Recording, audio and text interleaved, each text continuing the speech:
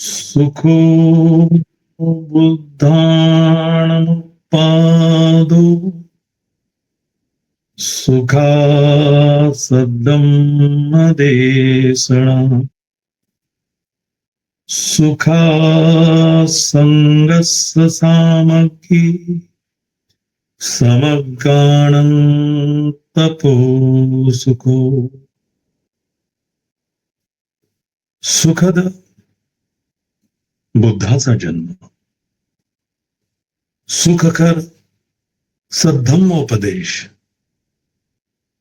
सुखकर संघ एकता, सुखद समूह तपस्या.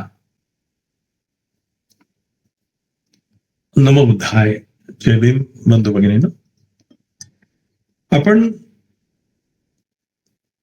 बुद्ध आणि त्यांचा धम्म समजून घेत असताना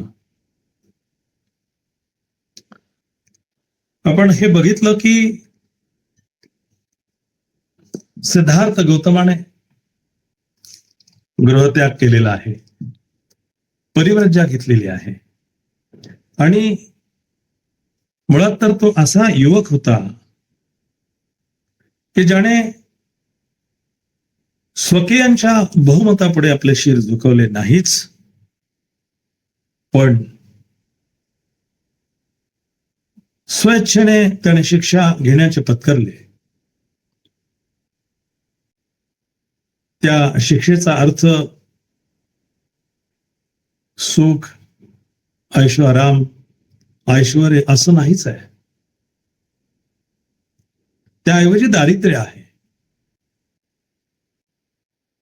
खूप समाधानाने 5 पक्वान्न आपल्याला महालात मिळतात, परंतु परिव्रज्या घेतल्यानंतर हातात भिक्षापात्र आहे.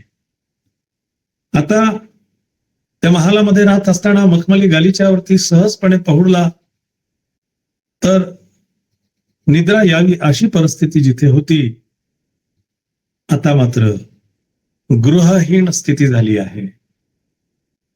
जिथे शक्य असेल तिथे या 3.5 हाताच्या कायेला सहज जमिनीवर असेल, झाडांच्या खाली असेल, कुठेही अंग टाकावं आणि निद्रा येईल त्याची वाट बघावी, अशी ही सगळी जंगलातली अवस्था.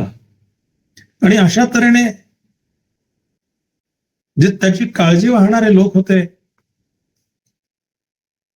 या राजमहालामध्ये, ही सगळी मंडळी त्याच्या अगदी एका इशाऱ्यावरती त्याच्यासाठी वाटेल ते करण्यासाठी तत्पर असणारे लोक, आता सेवेसाठी कोणीही नाहीये, एकाकी जीवन. आणि एवढं सगळं असताना सर्व सुख त्याच्या पायापाशी लोळण घेत असताना त्याने स्वतःबरोबर एकही वस्तू घेतली नाही. आणि असाच तो त्या राजमहालातनं बाहेर पडलेला आहे. आणि त्यामुळेच त्याने तर खरं स्वेच्छेने हा केलेला महान त्याग हे त्याचे शौर्याचे व धैर्याचे कृत्य जगाच्या इतिहासात त्याला तुलना नाही. कोण एवढा ऐश्वर्य सोडून ग्रह त्याग करून आतापर्यंत बाहेर पडल्याचं एखादं उदाहरण आहे? सुखसमाधानासाठी वाटेल ते करणारे लोक आम्ही अनेक बघितले.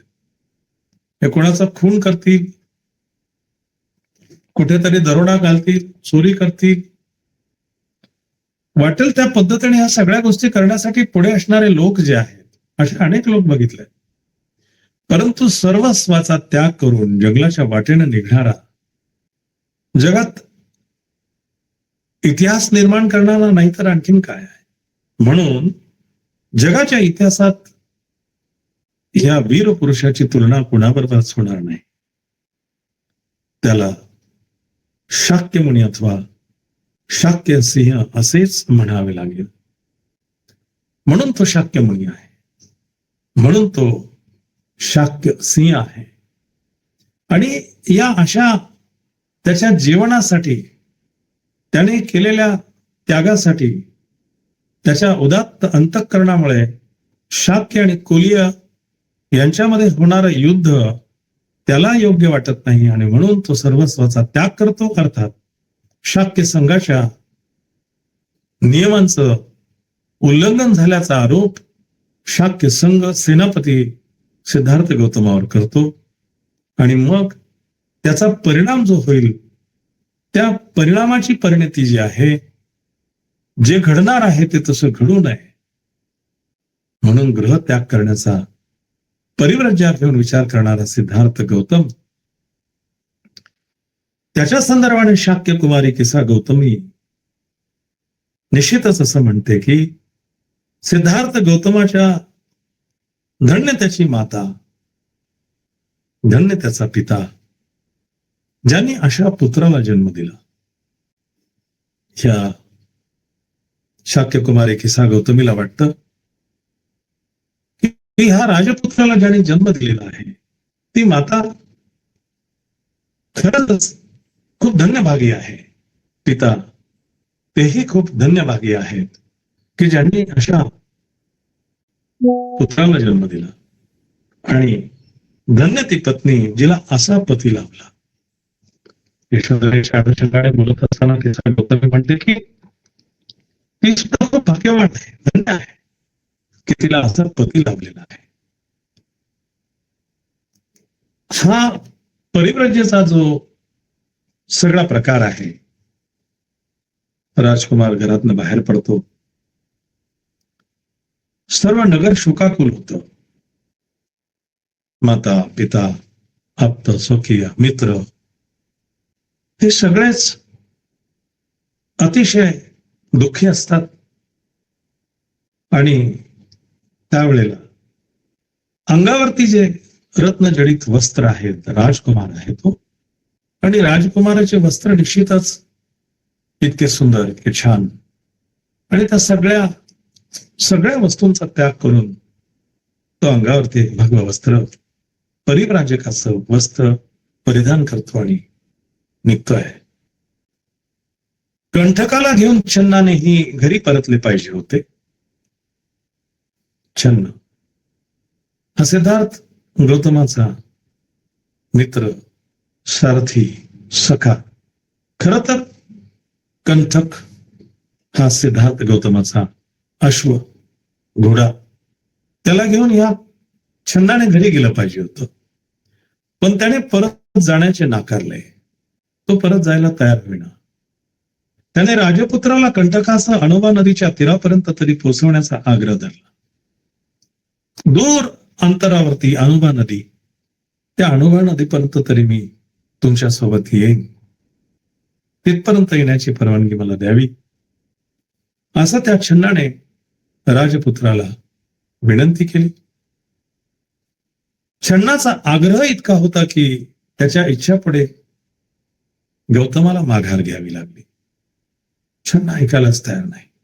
छन्न म्हणाला, मी तुमच्या सोबत नाही येत, तुम्ही जाऊ नका असंही म्हणत नाहीये, पण मला त्या अणुबा नदीपर्यंत तरी तुमच्या बरोबर येऊ द्या. आणि तो आग्रहच असा होता की गौतमाला माघार घ्यावी लागली. नाही म्हणता येऊ शकलं नाही. छन्न त्या अणुबा नदीच्या तीरापर्यंत सिद्धार्थ गौतमाबरोबर येऊन पोहोचला. तेव्हा छन्नाकडे वळून गौतम म्हणाला, मित्रा, माझ्या पाठोपाठ येण्याने तुझी माझ्यावरील भक्ती स्पष्ट झाली आहे. तुझ्या स्वामी भक्तीने तू माझे हृदय जिंकले आहेस. तुला कोणतेही बक्षीस देण्यास मी जरी असमर्थ असलो तरी माझ्याविषयीच्या तुझ्या उदात्त भावनांनी मला संतोष झाला आहे. सर्वस्व तर टाकून दिलं आहे, बरोबर काहीच घेतलेलं नाही. अंगावरती एक वस्त्र आणि हातामध्ये भिक्षापात्र, या व्यतिरिक्त काहीही न घेऊन बाहेर पडलेला राजकुमार या छन्नाबद्दल म्हणतोय की तू तुझ्या स्वामी भक्तीने माझे हृदय जिंकून घेतलेलं आहेस. तू इतकी सेवा केलेली आहेस, माझ्या बरोबर माझ्या सानिध्यात सावलीसारखा राहिलेला आहेस. मला हव्या नको त्या प्रत्येक गोष्टीचा तू निश्चितपणे विचार केलेला आहेस आणि ती प्रत्येक गोष्ट मला जेव्हा हवी तेव्हा पुरवलेली आहेस. म्हणजे तू तुझ्या स्वामी भक्तीमध्ये कुठेही कमी पडलेला नाहीस आणि त्यामुळेच तू माझं हृदय जिंकून घेतलेलं आहेस. पण तुला मी आता काही बक्षीस द्यावं असं माझ्याकडे आता तरी काही नाही. आणि तसं नसले जरी तरी माझ्याविषयीच्या तुझ्या उदात्त भावनांनी मला खूप संतोष पोहोचलेला आहे, आनंद झालेला आहे. ज्याच्याकडून आपल्याला लाभ होणार आहे त्याच्याबद्दल आपुलकी कोण दाखवणार नाही. एखाद्या माणसाकडनं काही फायदा होणार आहे, काही पैसे मिळणार, काही सोनं नाणं, एखादा प्लॉट, आपली आजी असेल, खूप म्हातारी असेल, जर्जर असेल, पण आपल्याला माहिती आहे की तिच्या नावावरती 2-3 मोठे मोठे प्लॉट आहेत आणि त्यांची किंमत करोडोत आहे. तिने आपल्याला द्यावं म्हणून आपण तिची किती सेवा करू. आजी तुला हे देऊ का, फळांचा रस घेते का, आजी तू जेवलीस का, आजी आंघोळीला पाणी काढून देऊ का, सगळं करणार. कारण काय? कारण केवळ एवढंच आहे, तिच्याकडनं आपल्याला काहीतरी लाभ होणार आहे, काहीतरी फायदा होणार आहे. मग असा ज्यांच्याकडनं आपल्याला फायदा होणार आहे त्यांच्याबद्दल आपण आपुलकी दाखवणार नाही का? 100% दाखवणार. पण दैव फिरले की आपली वाटणारी माणसे देखील नेहमी परक्यासारखी वागतात. एखादं संकट तुमच्यावरती येऊ द्या, एखाद्या अडचणीत तुम्ही सापडलात तर त्यावेळेला तुमच्या जवळची माणसं ओळखायची तुम्हाला निश्चित एक संधी प्राप्त होते. माणसं आपोआप तुमच्यापासून दूर जातात, त्याला तुम्ही नकोशे असतात, कारण तुम्ही संकटात आहात. तुम्ही काहीतरी त्यांच्याकडे मागणी कराल म्हणून ते तुमच्यावर तुमची सोबत करण्यासाठी तयार राहत नाही. म्हणजे आपली वाटणारी माणसं देखील परक्यासारखी वाटतात. कुटुंब पोषणासाठी पुत्राला लहानशे मोठे केले जाते, पिताचा सन्मान पुत्र करतो, तो त्याच्या भावी पोषणासाठी, जग आशेसाठी माया करते. काही एक हेतूशिवाय स्वार्थ निरपेक्षता असूच शकत नाही. कुठला ना कुठला स्वार्थ तुमचा दडलेलाच असतो. निस्वार्थपणे काही करतच नाही माणसं. वडीलही मुलाचं संगोपन करतात, लहानचं मोठं करतात. आपल्या म्हातारपणाचा आधार म्हणून त्या मुलाकडे बघितलं जातं आणि त्याला जास्त जीव लावला जातो. आपण बघतो एखाद्या कुटुंबामध्ये 2-3 मुली, एखादा मुलगा किंवा 2 मुलं असतील तर मुलींच्या तुलनेमध्ये मुलांकडे मात्र जास्त लक्ष दिलं जातं आणि मुलींना काय म्हटलं जातं, तू परक्या घरची आहेस, म्हणजे तू परक्या घरी जाणारी आहेस, तू काय तुझ्या कमाईतला 1 रुपया पण आम्हाला देऊ शकणार नाहीस, तू जे काही कमवशील ते तर सगळं तू जिथे लग्न विवाह करून जाशील त्याच लोकांना मिळेल, त्यामुळे तुझ्याकडे लक्ष देण्यात काही अर्थ नाही. आमच्या म्हातारपणामध्ये जो आमचं संगोपन करणार आहे, जो आमच्यासाठी काही करणार आहे त्याच्याकडे आम्ही लक्ष देऊ. आणि ही अशी जी वाईट प्रवृत्तीची मानसिकता आहे, मुलींच्या संदर्भाने दुय्यम अशा प्रकारची वागणूक द्यायला भाग पडते. का? तर मुलांमध्ये स्वार्थ आहे.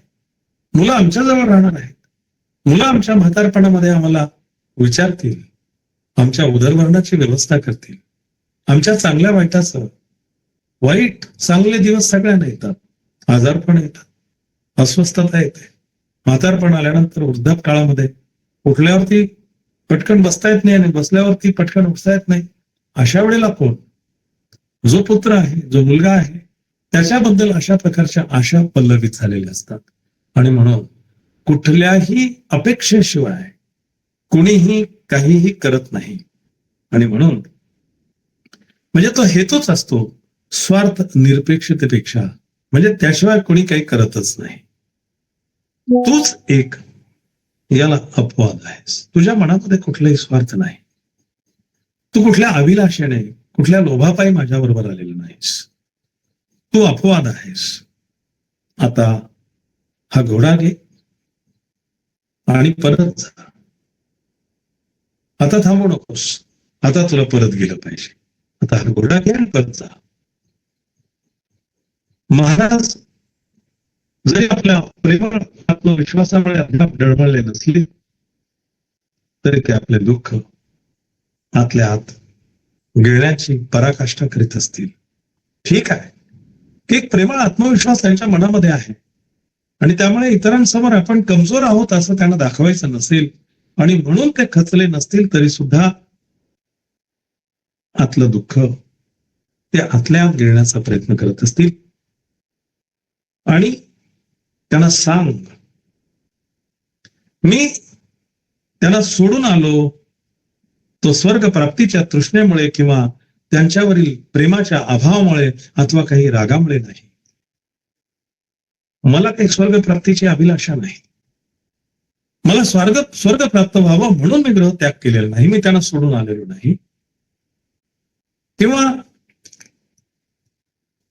त्यांच्या प्रेमामध्ये ते कुठे काही कमी पडलेले आहेत असंही मुळीच नाही. मी रागवलेलो नाही किंवा ते माझ्यावर रागवलेत म्हणूनही मी ग्रह त्याग केलेला नाही. घर सोडून मी अशा रीतीने निघून जात असलो तरी माझ्याबद्दल शोक करण्याचा विचार त्यांनी करू नये. पुत्र पित्याच्या संदर्भाने मित्राजवळ असं सांगतो आहे की माझ्या गृहत्याग करण्यासाठी त्याने दुःख करत बसू नये. सहवास हा कितीही दीर्घ काळ टिकला तरी कालावधीने त्याचा शेवट हा होतोच. दोन मित्र एकत्र असतील, माय लेकी एकत्र असतील, बाप आणि मुलगा किंवा बाप आणि मुलगी, आई आणि मुलगा, हे सगळे नाते आहेत. हे किती जवळचे आणि आगंतुक असे नाते आहेत. ते कितीही दीर्घ काळ एकत्र राहिलेत तरी कालावधीने त्यांना एकमेकापासून दूर जावंच लागतं आणि ह्या सहवासाचा शेवट नक्कीच होतो. जर वियोग अटळ आहे तर स्वजनांपासून दुरावण्याचे अनेक प्रसंग वारंवार कसे येणार नाहीत. जर निसर्गाचाच नियम आहे आणि वियोग आहेच, आम्ही आज बरोबर आहोत. धम्मतरंग हे आमचं माध्यम आहे, परंतु कालांतराने आपण सगळे पुन्हा एकत्र राहणारच आहोत का? काही वृद्धापकाळामुळे मृत्यूला प्राप्त होतील, काही तरुण मुली असतील त्यांचा विवाह होईल, लग्न करून जातील तेव्हा तिकडे अशाच प्रकारचे संस्कार असतील तर कदाचित ते पुन्हा आपल्या धम्मतरंगावरती त्यांना जुळू देतील. पण त्यांच्याकडचे संस्कार वेगळे असतील तर ते नाही म्हणतील. अनेक अशी कारणं असू शकतील की ज्या कारणांमुळे आपला सहवास तो निरंतर राहीलच असं नक्की नाही. अगदी कुणाच्याही बाबतीत असंच घडतं. मी म्हणालो की माई लेकीचं होतं, बाप बेट्याचं होतं, भावा भावांचं होतं, भावा बहिणींचं होतं, नवरा बायकोचं होतं. प्रत्येकाच्या जीवनामध्ये अशा पद्धतीने हा वियोग जो आहे तो अटळ आहे. मग त्याच्यासाठी आपण दुःख करण्यात काय ते हासिल होणार? मग हे प्रसंग वारंवार कसे येणार नाहीत? जावं तर लागेलच. मुलगा नोकरीसाठी दूर देशी जातो, जावं लागेलच. आपल्याला आईला वाटतं की त्याने जाऊ नये, त्याने आपल्या जवळच राहावं, जावं तर लागणारच आहे. तो जात नाही म्हणून आईला जाणं थांबवता येईल का? 90 वर्षाची झाली, अजून 2 वर्ष, अजून एखादं वर्ष चांगली सेवा होत असेल, औषध उपचार वेळेवर होत असतील किंवा ती छान पद्धतीने तिचं लहानपणापासून चांगलं संगोपन झालं असेल तर 95 वर्षांपर्यंत सुद्धा जगू शकतात. परंतु त्याच्या पुढे मृत्यू हा अटळ आहे. मृत्यूमुळे तर तिला या सगळ्यांबरोबर पुन्हा इच्छा असू नाही राहता येणार नाही. मुलाला वाटतं का आपली आई मृत्यू पडावी? कुठल्या मुलीला वाटतं? कुणाला वाटतं? कुणालाही वाटत नाही. आपला जवळचा सखा मित्र, बहीण भाऊ, आई वडील कुणी आपल्याला सोडून जाऊ नये असंच वाटतं. पण तुम्ही असं कुणी बघितलंय का की ते मायलेक 1000 वर्ष झालेत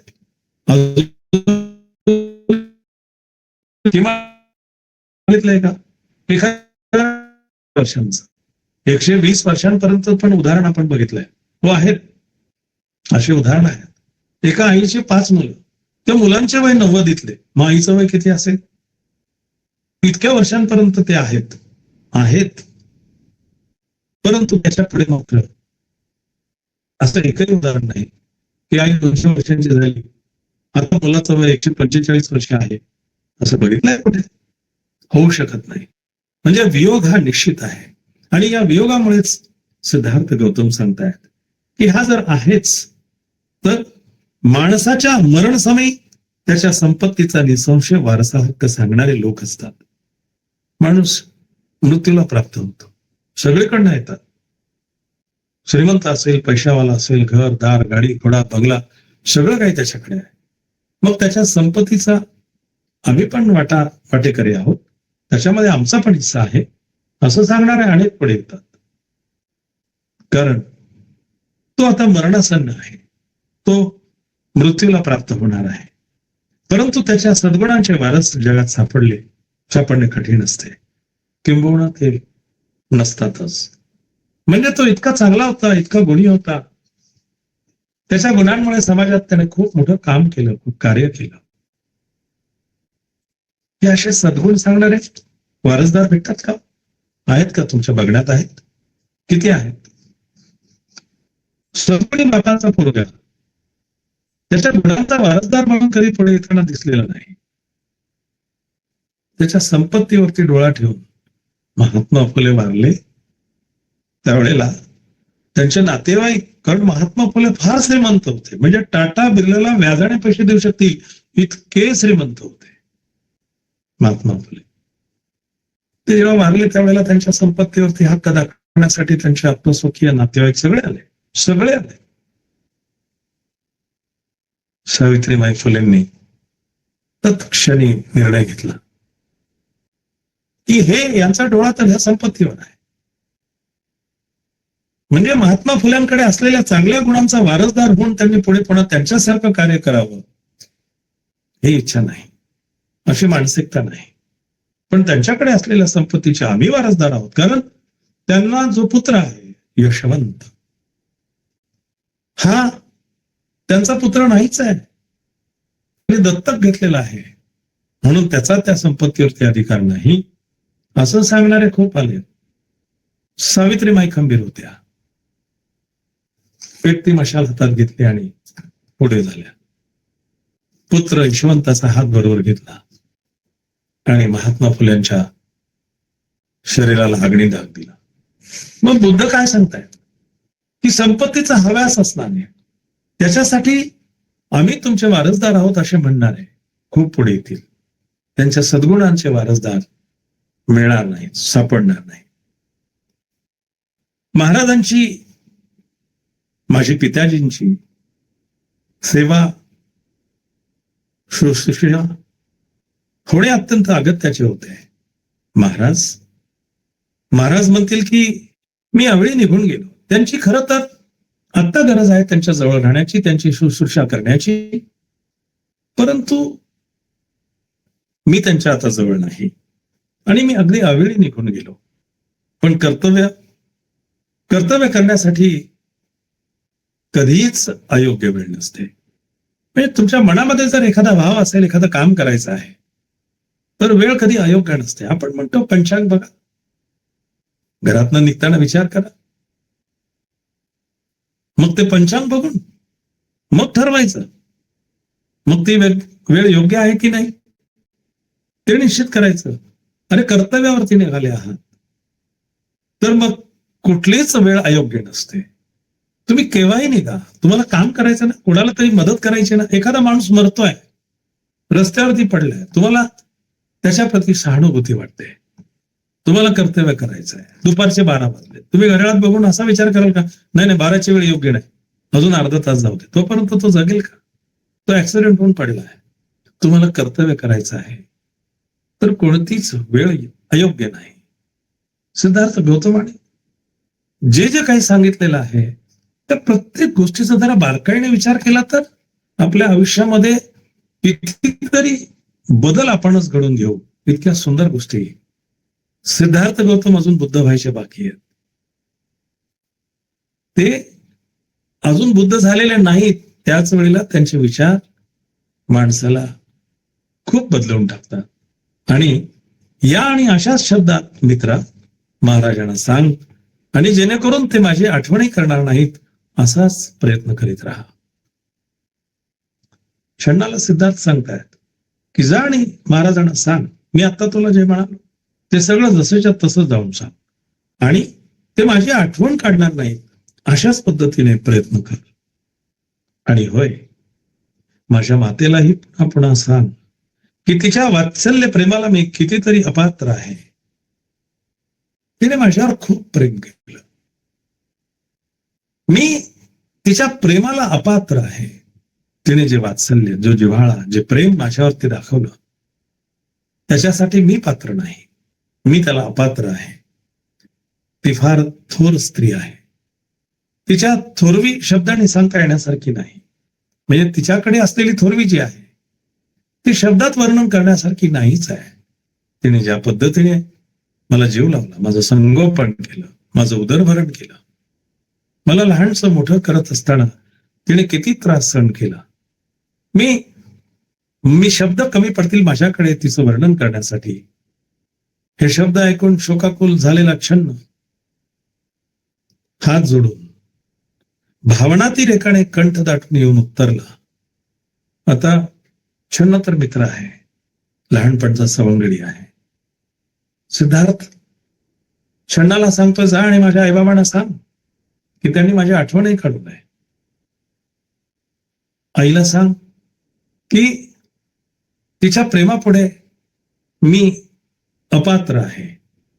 आणि हे सगळं ऐकल्याच्या नंतर छन्नाच्या मनामध्ये निश्चितच अशी भावना निर्माण झाली की सिद्धार्थ काय बोलतो आहे.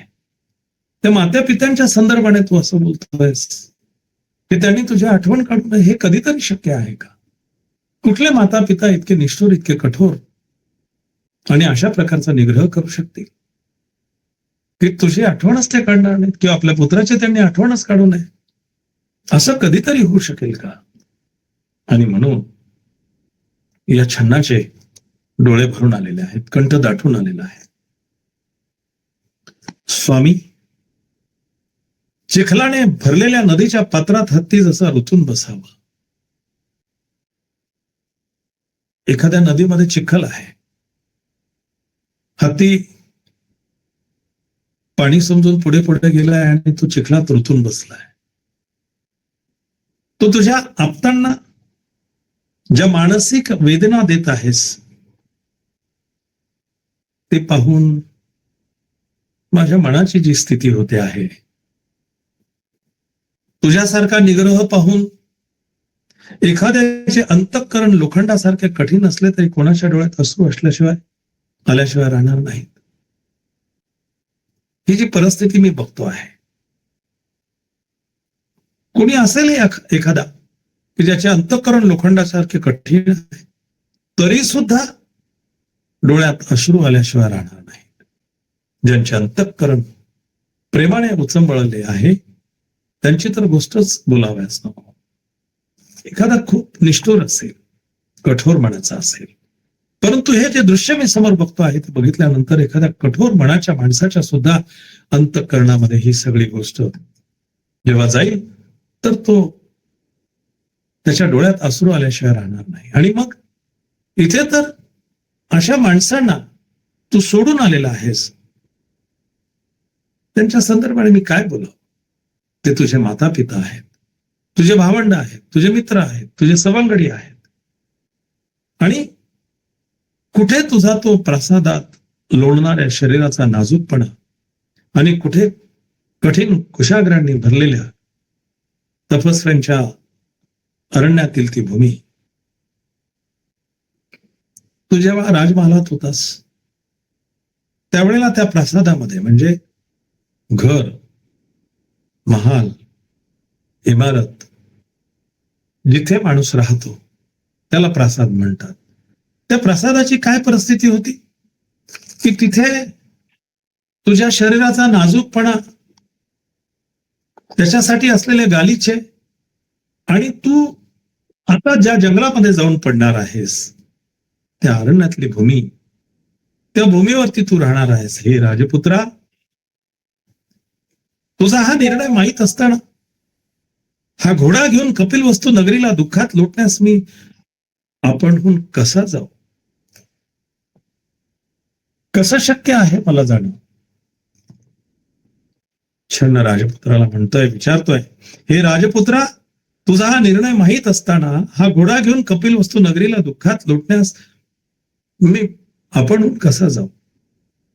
मी जेव्हा जाईन त्यावेळेला त्या नगरीतले सगळे लोक माझी वाट बघत असतील आणि मला माझ्याबरोबर तू नाही असे बघितल्यानंतर त्यांना पुन्हा दुःखात लोटण्यासाठी मी कसा जाऊ? एखादा धर्मनिष्ठ माणूस आपल्या सद्धर्माला सोडून देईल काय? त्याचप्रमाणे स्वतःच्या मुलासाठी सतत झटणाऱ्या आपल्या वयोवृद्ध पित्याला सोडून तू जाणार काय? आणि तुझी सावत्र आई जिने तुला लहानाचे मोठे करण्यात खस्ता खाल्ल्या, तिला एखादा कृतज्ञ माणूस आपल्या उपकार कर्त्याला विसरतो तसा तू सोडून जाणार आहेस काय? जी सद्गुणांची खाण आहे, जिच्यामुळे कुटुंबाची शोभा वाढली आहे, जी पतिभक्ती पारायण असून जिने नुकताच एका बालकाला जन्म दिला आहे, अशा तुझ्या त्या पत्नीचा तू त्याग करणार आहेस काय?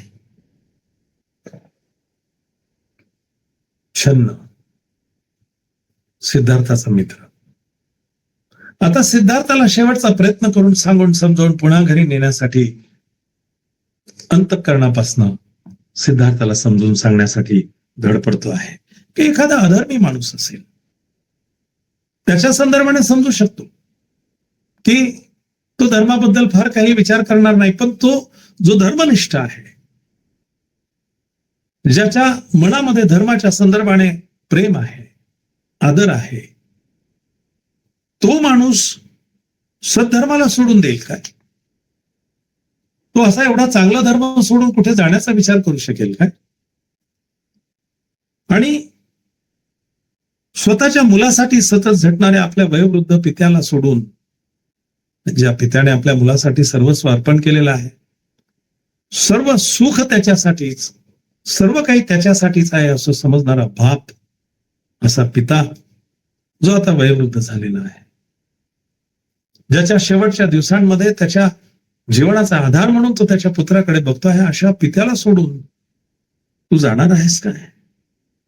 तुझी आई जिने तुला जन्म दिला नाही तरी सुद्धा तिने ज्या पद्धतीने तुझं संगोपन केलं, लहानसा मोठा केला, अनेक खस्ता खाल्ल्या, तिला असा तू सोडून जाणार आहेस? इतका कृतज्ञ तू होणार आहेस? आणि तिच्या उपकाराला तू विसरतो आहेस. आणि एक स्त्री अतिशय गुणी आहे, साक्षात सद्गुणांची खाण आहे, आणि अशा सद्गुणी त्या स्त्रीला, जिच्यामुळे कुटुंबाची शोभा वाढलेली आहे, जी पतिभक्ती पारायण आहे, म्हणजे पतीशिवाय तिला इतरांच्या बद्दल त्या प्रकारची कुठली इच्छा नाही, आणि जिने पतीच्याच सेवेमध्ये आपलं जीवन अर्पण करण्याचा विचार केलेला आहे, जी पतिभक्ती पारायण आहे, अशी तुझी पत्नी, आणि जिने आत्ताच एका मुलाला जन्म दिला आहे, तू त्या पत्नीचा त्याग करणार आहेस? तिला सोडून जाणार आहेस? हे राजा, हे राजपुत्रा, तू हे असं सगळं करणार आहेस काय? धर्म आणि कीर्तीच्या चाहत्यात सर्वश्रेष्ठ असणारा तू, धर्माच्या संदर्भाने, कीर्तीच्या अनुषंगाने सगळ्यांमध्ये हवा असणारा तू, एखाद्या निगरघट्ट उधळ्या माणसाने स्वतःचे मौल्यवान धन उधळून टाकावे तसे, ज्याचे कौतुक करावे तेवढे थोडेच, अशा यशोधरेच्या लहानग्या बाळाला सोडून तू जाणार आहेस का? एक वेळ तू तुझ्या मात्या पित्याचा त्याग करशील, एक वेळ तुझ्या पत्नीचाही तू त्याग करशील, परंतु आत्ताच जन्माला आलेला तुझं बाळ राहुल, त्यालाही तू सोडून जाणार आहेस का? आणि तू तुझे आप्त, नातलं व राज्य सोडून जाण्याचा जरी निर्धार केला असलास तरी, हे अन्नदात्या, तू मला सोडून जाणार नाहीस. असा मला विश्वास आहे. तुझ्याच भरोश्यावरती मी माझं जीवन जगत आलेलो आहे. माझ्या कुटुंबाचा उदरनिर्वाह होत आलेला आहे. हे अन्नदात्या, ठीक आहे, तू तुझ्या आप्तस्वकीयांना, तुझ्या माता, पिता, पत्नी, मूल यांना सगळ्यांना सोडून जाणार आहेस. पण मी तुझ्याशिवाय राहूच शकत नाही. आणि तू मला सोडून जाणार आहेस का? म्हणजे तू नाहीस तर माझं कुटुंब कसं जगेल? मी कसा जगू शकेल? कारण तू माझा अन्नदाता आहेस. आणि हे अन्नदात्या, तू मला सोडून जाणार आहेस का?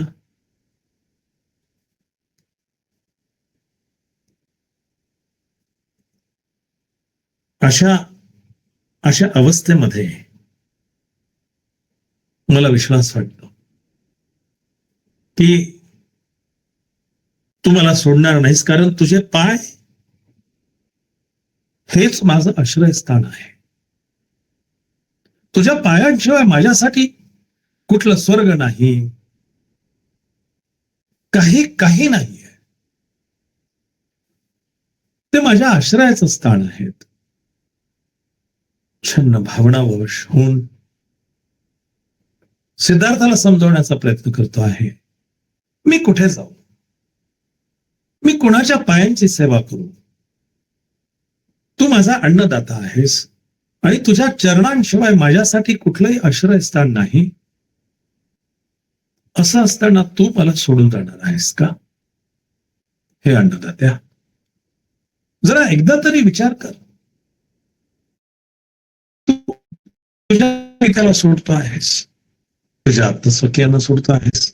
तुझा निर्धार पक्का आहे, तुझा विचार केलेला आहेस, तोही मी समजून आहे. परंतु मी आणि माझं काय?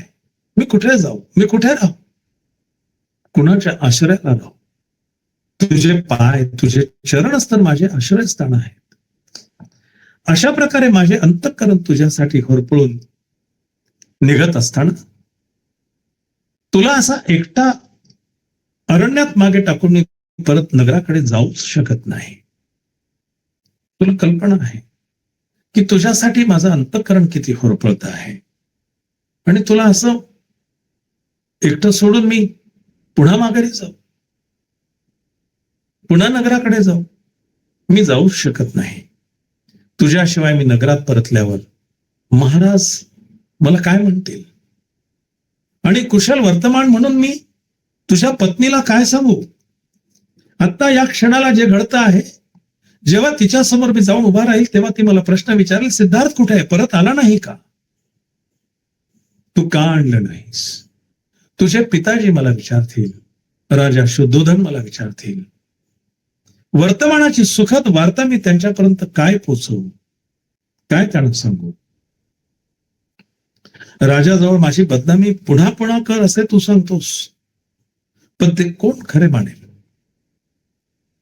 माझी बदनामी कर, मी चांगला नाहीये, मी वाईट पुत्र आहे, असं सारखं सारखं मी राजाला सांगू असं तू म्हणतोयस. मी कितीही अखंड सांगितलं तर ते कोण ऐकेल? कोण त्याच्यावरती विश्वास ठेवेल? कोणाला ते पटेल? आणि छन्न पुढे म्हणतो, जरी निर्लज्ज मनाने आणि जीभ टाळ्याला चिटकून तसं बोलण्याचा मी प्रयत्न केला तरी महाराजांना ते पटणार नाही. तू म्हणतोयस की माझ्या वडिलांजवळ मी चांगला नाहीये, माझी बदनामी कर, माझ्या बदनामी सारखे शब्द तिथे वापर. मी कितीही निर्लज्जपणाने असा प्रयत्न केला आणि माझी जीभ उचलली आणि टाळ्याला लावून ते शब्द माझ्या मुखातून उच्चारले, तरी राजाला त्या गोष्टींवरती विश्वास बसेल का? जो नेहमी प्रेमळ आहे, जो दुसऱ्यावर दया करण्यास कधीही विसरत नाही, अशा माणसाला आपल्यावर प्रेम करणाऱ्या व्यक्ती सोडून जाणे मुळीच शोभत नाही. म्हणून मागे फिर आणि माझ्यावर दया कर. हे अन्नदात्या, मागे फिर. मी कितीही ओरडून सांगितलं तरी माझ्यावर कोणी विश्वास ठेवणार नाही, कारण आजपर्यंत तुझ्या स्वभावाचं प्रेम त्यांना माहिती आहे. दुसऱ्यावरती तू दया दाखवणार आहेस हे त्यांना माहिती आहे, ज्ञात आहे. आणि तू त्यांच्याबद्दल वाईट बोलशील, तू वाईट आहेस असं सांगायला मला सांगशील. मी कितीही वाईट सांगितलं तरी त्यांना तुझ्या स्वभावाची गेल्या 20 वर्षांची अनुभूती आहे. ते या गोष्टींवरती विश्वास ठेवतील का? म्हणून हे सगळं बाजूला कर. तू गुणी आहेस, तू प्रेमळ आहेस, तू दुसऱ्यांवरती दया करणार आहेस. तुला सोडून जाणं मला शक्य नाही. म्हणून राजकुमारा, मागे फिर, माझ्यावर दया कर, दया कर राजकुमारा, असं छन्न पुन्हा पुन्हा सांगतो आहे. छन्नाची विनंती, छन्नाचा आग्रह, छन्नाचं म्हणणं हे सगळं सिद्धार्थ गौतम ऐकून तर घेत आहेत, पण त्याच्यावरती काही अंमल करतायत का? खरंच त्याचं म्हणणं ऐकतायत का? हे आपल्याला निश्चितच ऐकायचं आहे, बघायचं आहे. पण उद्या सकाळी. आता वेळ झालाय थांबण्याची. आणि म्हणून आपण सर्वजण अतिशय गुणी आहात, सर्व गुण संपन्न आहात. धम्मतरंगवरती होत असणाऱ्या प्रत्येक उपक्रमाला आपण चांगला प्रतिसाद देतात, शांततेचं सहकार्य करतात. या असीम अशा सहकार्यासाठी मी आपल्या सर्वांचे धन्यवाद व्यक्त करतो. आपण प्रतिज्ञा करूया, प्रतिज्ञा आपण करूया. जीवसृष्टी असीम आहे, ती भवसागर पार नेण्याची. प्रतिज्ञा आपण करूया, आहेत सत्य अनंत, ती पूर्ण अकलण्याची. प्रतिज्ञा आपण करूया, आपणात दोष असंख्य, ते नष्ट करण्याची. प्रतिज्ञा आपण करूया, बुद्धांचा अतुल्य मार्ग तो संपूर्ण साध्य करण्याची. नमो बुद्धाय. जय भीम.